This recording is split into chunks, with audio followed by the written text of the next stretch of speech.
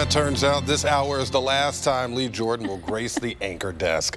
All week long, we've been looking back at hers and Leon Bibb's incredible careers. You can't see her dancing off screen as we count down to their retirements. News 5's John Kosick has been telling us their stories all week. And John, she's interviewed some pretty incredible people, but a few stand out, right? Yeah, and you know what? You won't find their names on ballots or billboards. They are quite simply the folks that helped shape one Leanne Jordan.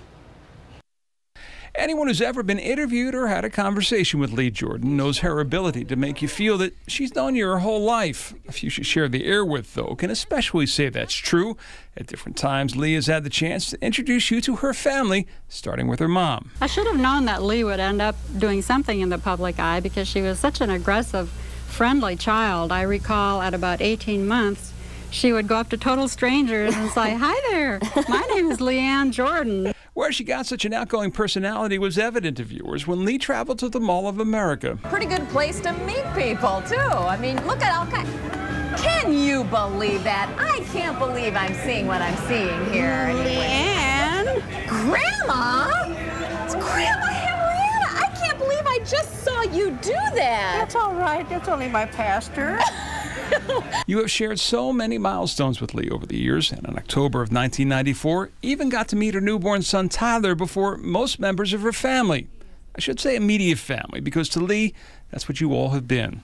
She would raise Tyler with the same values her parents instilled in her and her siblings, something her father Bill shared many years ago. Her mother and I promulgated the idea that from, I'd say, the 4th or 5th grade on, that you were going to go to higher education. You were going to have a higher education, and you were going to do all you could do. We wanted Lee to grow up, as well as her sisters, to make their own decisions, to be good citizens, and be a success in their own right. And to that point, Dad would say, mission accomplished. In about a half hour, we're going to have more on the childhood of Leon Bibb and what set him on the career path he chose. This is our last night of story, telling you these stories, but we're going to have that final send-off coming up in about a half hour tonight with that special at 6 o'clock before these two great talents head off into retirement. Well, if you were trying to turn on the waterworks here, mission accomplished. Save the best for last. Oh, my goodness. You know, that segment with my dad was about how to raise a successful daughter, and it was funny because he was, you know, he was kind of nervous. My dad was always so, you know, gregarious with everybody. Really.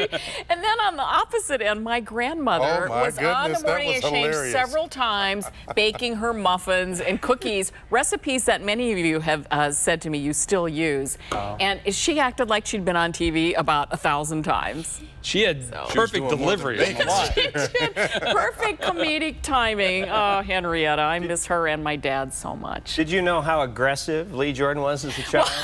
I was an aggressive child. Aggressive? But they beat it out of me. All right, let's talk